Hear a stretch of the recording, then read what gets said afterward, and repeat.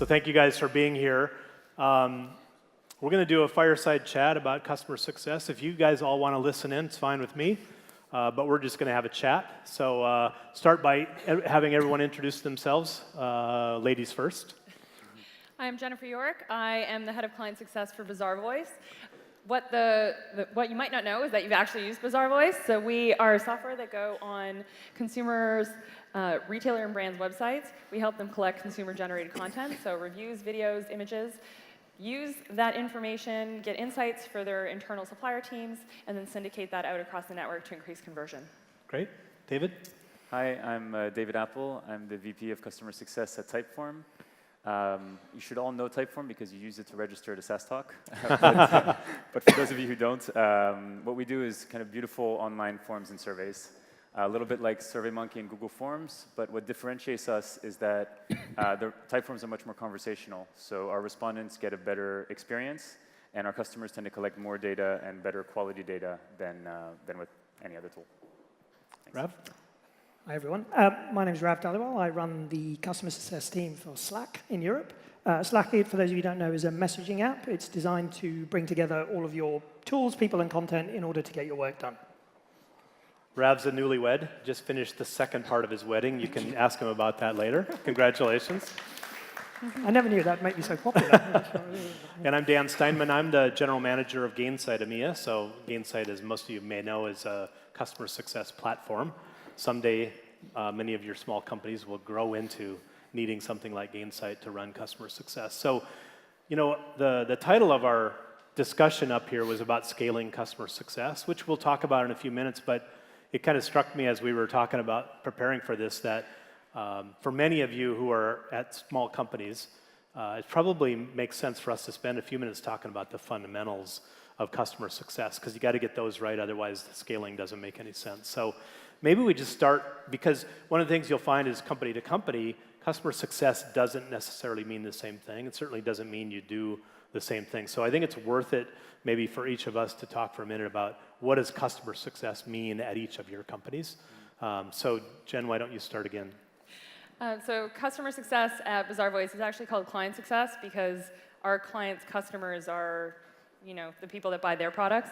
The role itself and the way that we've defined it is we've said we are responsible for driving usage of a product, for then taking that usage and optimizing it, getting more value for the client, finding champions within businesses, so that's looking at external references and also people within the business who will help expand Bazaarvoice within the business.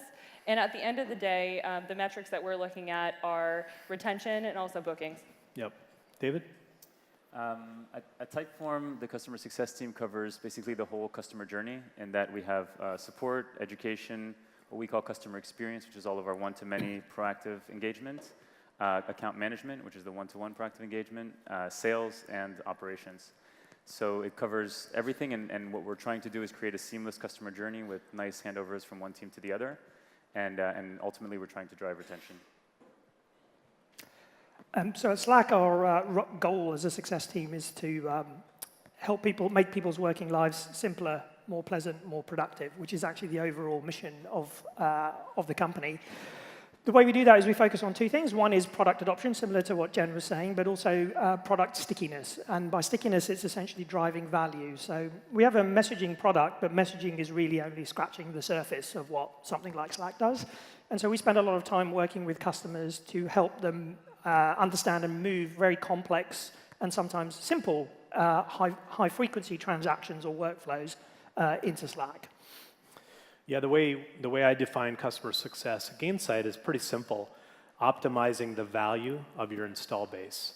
And when I say that, I really mean two things: monetarily, meaning obviously high retention rates and hopefully selling more to your existing customers. But also, there's another aspect of it. We refer to it as advocacy, which is is your customer base helping to accelerate new business sales? And if they love you and love your product, the answer to that question will be yes, because your prospects are most certainly talking to your customers, whether you know it or not. So the quality of the advocates in your customer base will drive or slow down your new business sales, and it's important to understand that. It's not just about churn or even about upsell. There's another aspect to it that's really important. So let's go kind of back to the beginning, if you guys remember or can at least theorize, when a company is starting customer success and they hire their very first CSM, what's the likelihood of what that person's going to do? Rav, you were laughing, so I'm going to let you start. Well, everything, I think, is the answer. I think your first hire, your first couple of hires are really important because they're going to help you figure out what is it you should be doing. So in the absence of, should I be helping people on board? Should I help them understand this in the product? Should I help them put in a change strategy for rolling out? Those are kind of the critical things you want them to do. And I know from our experience, we spent a lot of time collecting data and figuring out what we shouldn't do, what stuff that didn't have a lot of good impact on customers. So it's a little bit of everything at first, and I think then over time you're able to pare that down to the key things. Yep. Jen, what do you think? I'm just laughing because that was my experience when I started in client success. I was the first CSM hire for HubSpot, and I think everything that could go wrong did go wrong. Pay attention to segments as you start to grow because CSM handling 2,000 clients is a little challenging. What Rav said, you start with a lot of things, and then over time you need to narrow down and set the expectations internally as to what it is you will do well, because if you don't, you end up being mediocre at everything, and then the clients suffer, and then your team also suffers because no one wants to invest in you because you're mediocre. So it's really setting the expectations as you start to scale is important. Yeah. As Rav said, usually the first CSM wears a lot of hats, as is true at a startup company for almost everybody. But a CSM, early CSM, or the first CSM at a startup company often does support and professional services and training and onboarding and customer success and maybe even renewals and upsells and things like that. So it is a jack of all trades. I think that one of the key elements of the early customer success people, though, is are they helping to improve the learning curve for your entire company? Because the customer success people are really the point of the spear. Many of you are searching still for product market fit. Your CSMs should be the ones that are helping you figure that out. Or what does the customer need from your product? Or what are they trying to do with your product that it wasn't intended to do? Might be an opportunity. So I think understanding and making sure you're developing the best possible product should be a really high priority throughout the life of customer success, but certainly early on, it's really, really critical. So David, I'll start with you on this question. So at some point, you can't have the CSM do all of those things I just named. So what are the signs or what are the signals or the timing where you start thinking about breaking those into multiple roles? Yeah. Well, as I said, we broke it up into 5 different teams ultimately. And what drove it is when we realized that a specific task was basically a full-time job. So we started with support, and we had someone doing the help center. And we realized that the help center, managing it, optimizing it, was a full-time job. We created the education team. And the same thing, when we first started having a higher tier of customers, at first it was handled by support. And when we realized there were enough accounts to justify building a CSM team, we started building that team as well. So that's what drove it. Jen, how about for you, when the scale starts to happen and you can't have one person doing all those roles, what are the signals that you would look for to say now is the time for us to think about organizing differently? Going through this right now, actually, with one of our segments where it's sort of a lot of volume but lower value, and looking at the people that we have and the skill set they have and saying, okay, what is the repeatable process in here? How can we strip that out? Is there orders of efficiency?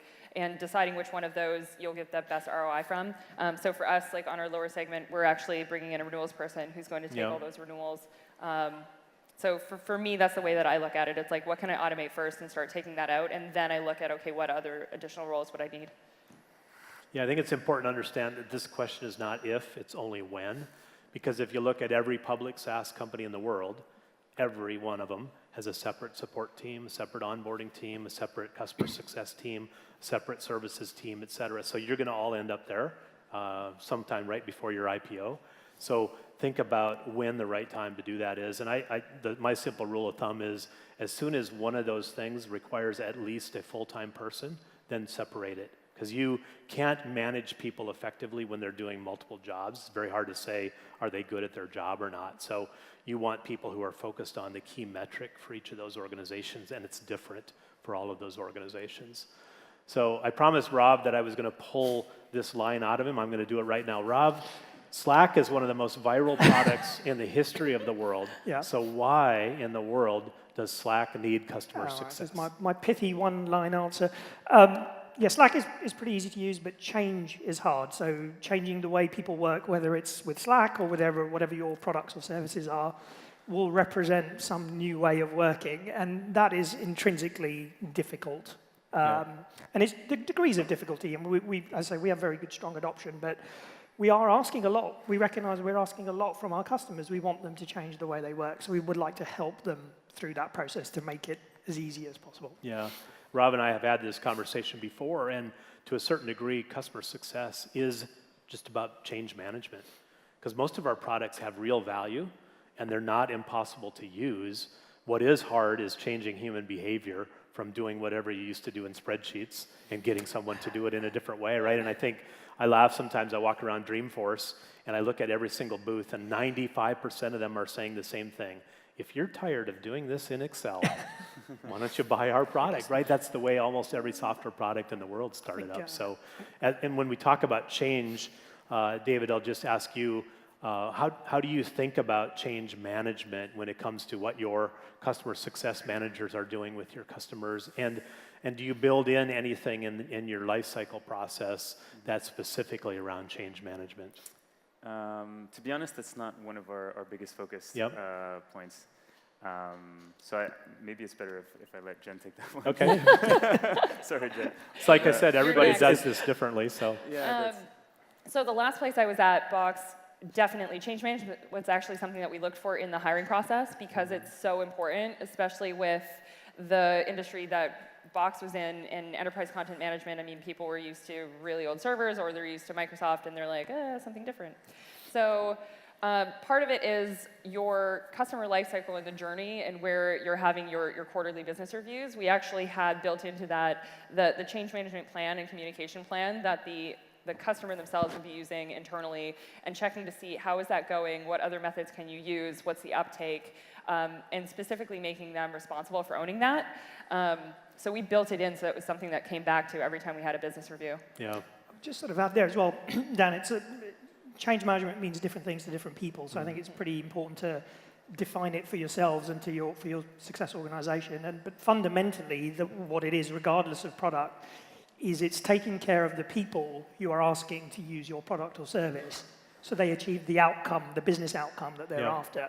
So if you actually work out what are clear with the customer about what the business outcome is, then you can work your way back from that to say, well, actually, the change strategy is very education-focused, or it's comms-focused, or it's a combination of those and something else. Yeah.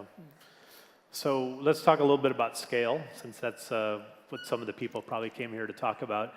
David, I'm going to go back to you because I've heard you talk through this before. I may pass it back to Jen. Just yesterday. Yeah, you can pass it on if you want. But I think your story about how the organization at Typeform changed over the last few years as you guys were scaling is pretty interesting because many of you will go through a similar process. So you want to just kind of describe that quickly? Sure. So as I was saying, we started with support, and we realized that we were doing a pretty good job of support, but we were getting a lot of the same types of tickets over and over from the same customers, and we wanted to help them self-serve better. So that's why we started building an education team.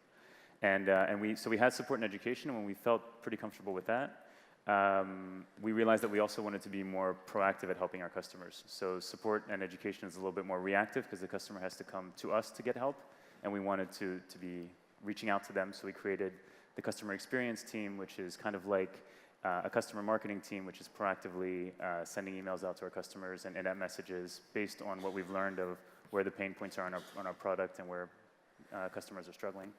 And then when we launched a higher price plan, we realized that we wanted to continue being proactive, but in a one-to-one way. So we started the account management team, which again, similar to the customer engagement team, is being proactive but one-to-one. So that's kind of how we evolved over time. Yeah. Rob, how did your organization change as you guys scaled really quickly? Yeah, it's really interesting. So at Slack, we basically had we had a customer experience team who are frankly amazing, and that's outside of engineering, still our second biggest part of the business. But we had one role, it was called the account manager, and that account manager did pretty much everything. So they were part SDR, part salesperson, part success manager, sometimes even part solutions engineer helping on the technical. And this is a brilliant experience for the customer. You're just dealing with the same person. The same person can help you with everything. But then you start to be able to, as you start to grow and be successful as a business, that doesn't scale very well at all. And so I think what happened was probably around mid-2015, there was a sort of realization that although this is a terrific experience, the customer deals with one person, it's going to break, right? And so we need to kind of break some of these out into specializations. So the first one was the obvious one, which was technical. We were dealing with bigger and bigger customers. Let's have a solutions engineering team. And then I think there was a little bit later a much more deeper understanding that actually getting 100 people launched on Slack is very different from 5,000 people. And so there needs to be some specialized focus on that. And so I think we really did that as we saw that the size of deal, size of customer was growing. We needed to have more specialization. Yeah.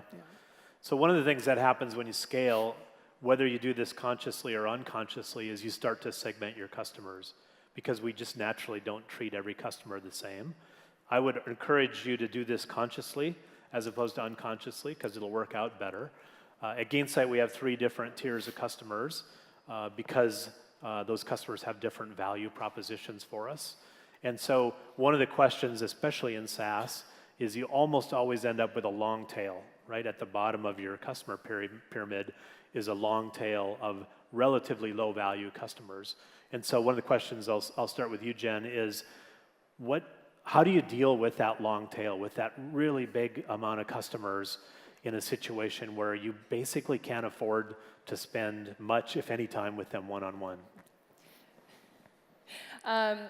The big thing for us was, this was at a previous place, it was really about the tech touch model and deciding where and when you were going to jump in. And so we looked at the data points and looked at our sort of who was falling out of the bucket and what they look like and what their data look like, and then tried to back that up a little bit to say, okay, 3 months beforehand, do they look risky? And then putting in, actually, Gainsight, like CTAs, that would pop up, and then we would proactively reach out to those customers because it made the amount of customers you needed to reach out to so much smaller. And then everyone else was getting sort of lead nurturing emails that would walk them through the customer journey. There was webinars that they could join from our education team. And we minimize the people outreach that way. Yep. Well, if anyone knows about a long tail, what is it, 4 million, David? Yeah. So talk about how you guys manage that long tail. Yeah. So we segment customers in a fairly simple way. We have the highest tier, which is high touch, which we have dedicated CSMs for. We have the long tail, which is a lot of customers, where it's all automated.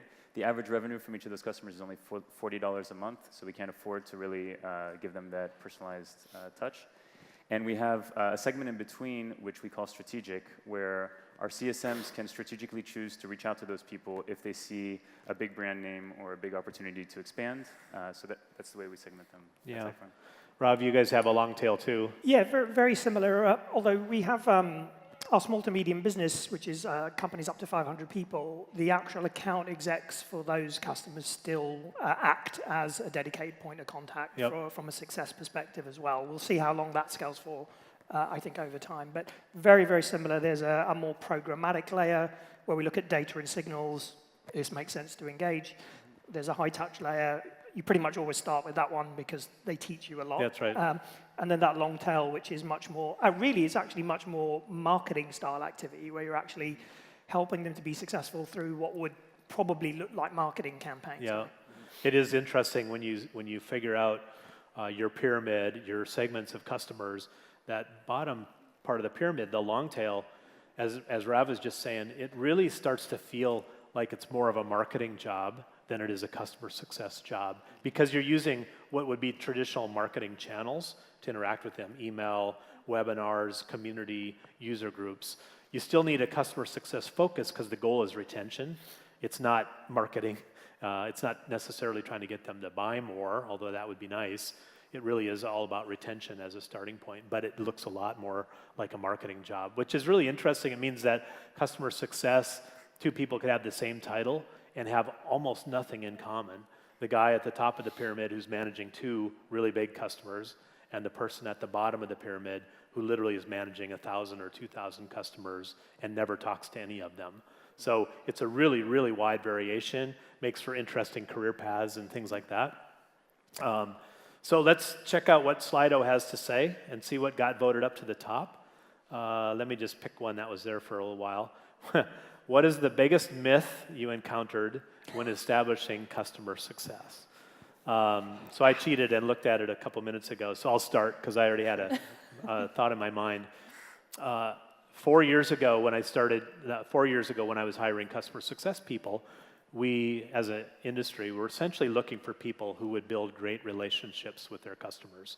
That's how customer success was defined. That's what I looked for. Today, that is not what I look for because it's way less of a relationship job than what we thought it was 4 or 5 years ago. It's much more of a process and metrics-driven job than it is purely a relationship job. So it is great if you have that skill to build good relationships with customers, but it's really not the driving factor because I think almost every CSM in the world has more customers than they think they should have. So building relationships just isn't the thing that you're always doing. What you're trying to do is really understand which customers at which point need your help, and sometimes there are customers you don't even want to build a relationship because they're mean and angry and unhappy and whatever. But the job is to go help them to get more value out of your product. So any of you guys have a myth that you want to dispel? Jen has one. Because this one drives me nuts. My team goes, oh, I made someone really happy. I'm like, I don't care. Did you get them to do something? Yeah. So it's really, like, the success part is the most important part, because there are times where a client will say, we really want to do this, and you need to tell them, no, it is bad. It won't get you to what we talked about you wanting at the beginning of this whole entire conversation. You're not going to do that. I'm not going to let you. Yeah. That doesn't make them happy, but it makes them successful. Yeah. So that's the biggest myth, is to make them happy? No. So glad you brought that up because customer happiness is not the goal. It really is success. Any myths? Hopefully happiness is a byproduct of It is a helping get byproduct. At the end. The CFO and the CEO should be happy. Exactly. Biggest myth I've had is that the success team isn't measured on anything. And I think it goes back to the relationship point. They're just kind of people we parachute in because they're nice people and they're not trying to take the customer's money. And then we feel good. Yeah, exactly. And I think that's one of the biggest myths. Maybe interestingly, at Slack, the success team is part of sales. It's the sales and success team. And that's the first time I've worked in that model, and it works incredibly well because we are measured on the regional sales goals. So we're pulling towards the same goal. So we may not have an individual quota, but we are supporting the rest of the business. And I think it's important to establish whether it's a retention, or whether it's NPS or CSAT, that you are actually measuring the team on something. Yeah. David, you were leaning forward too. You have a myth too? Yeah, for me the biggest one was that I own the retention metric and I alone was responsible for that.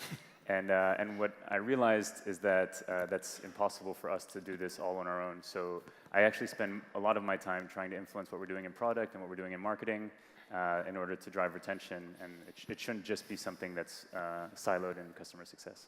Yeah. I'll let you guys think about what not to do for a minute, but I'm going to go down to, this is one of my favorite discussions. What is the optimal customer success product team relationship? And I'll just make one comment.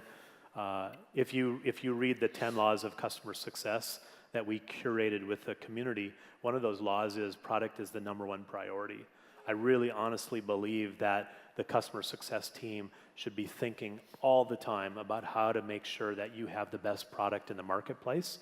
And they're out there. In fact, when I advertise for CSMs, I always use the term field product manager because I want them to be thinking that they're a product manager and that they're driving change in the product as needed by customers. So it's a little harder to say, what is the optimal relationship? I guess I could say good.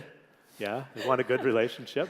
Figuring out how to make sure that information gets from the CSMs to the product team is not an easy task. There's no piece of software that I've ever seen that magically does that. I think you just have to create relationships and conversations, and it should start at the top. VP of Customer Success, VP of Product should have lunch together frequently because there's a lot to talk about. And bringing the whole teams together, at least that was my experience at Marketo and at Gainsight, has been really valuable. Anybody else have a comment on the product part of the customer success people's job? David? Yeah, we created an ambassador program so that for each product team, they have a dedicated ambassador from the customer success team that meets with them on a regular basis, gives them feedback on the launches from their part of the product, and makes the rest of our team aware of what's coming in product. So that's really helped the communication that Dan was talking about. Okay. Yeah. Okay, what not to do, real quick, because we're over time. You don't have to explain why. Just say something that you think somebody should not do. Not do? Anybody? When you start your business, you can hire a lot of very smart people, and there will be a tendency to go into a room and go, this is what would be really useful to do for customers or do with them. Don't do that. Go spend a lot of... The first thing I did at Slack, 2 weeks, I just did support tickets. That's all I did. I sat at my desk, just did support tickets, figured out, look at the data, talk to customers, find out what it is they need, rather than prescriptively thinking, we're going to deliver this because it will be good. Quickly define what it is that you will do and stick to it. Nice. Yeah. I would say that our biggest challenge is prioritizing the right thing. So it's not just focusing on getting shit done, it's getting the right shit done. Yeah, exactly right. Yeah. The one not to do from my career is don't compensate your customer success team on NPS score. I think it's not the right measurement to compensate on. It's not the whole picture of customer health. So it's okay if that's all you have. It's good to use that, but don't assume that that's the whole picture of customer health, because it's not. And you might get some behaviors you really didn't want to get if you compensate your team on NPS results. And I'll be happy to share that story if anybody finds me later. So we're over time, so sorry about that. Hope everybody got something out of this, because we were having fun chatting up here. So thanks everybody for coming. Thank you.